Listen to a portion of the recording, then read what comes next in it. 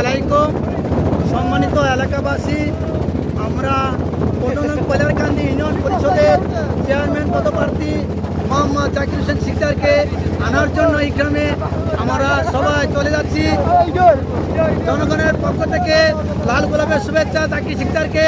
জাকির শিকদার যেন আমাদের জন্য অনেক কিছু করবেন, আর আমরা চাই জাকির শিকদার এই ১৫ নং কৈলারকান্দি ইউনিয়নের ১ নম্বর চেয়ারম্যান হিসেবে নির্বাচিত হোক। আমরা তাকে আনার জন্য আমাদের সর্বস্তরের জনগণ সচেষ্টভাবে চলে যাচ্ছি তাকে আনার জন্য। আমাদের পক্ষ থেকে জাকির শিকদারকে লাল গোলাপের শুভেচ্ছা জানাই। এই নেতা আছে নাকি?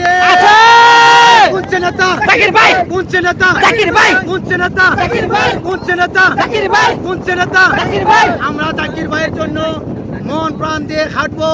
আমরা সবাই তাকে ভোট দেব, এমনকি আমাদের মা বোন সবাইকে বলবো তাকে ভোট দেওয়ার জন্য।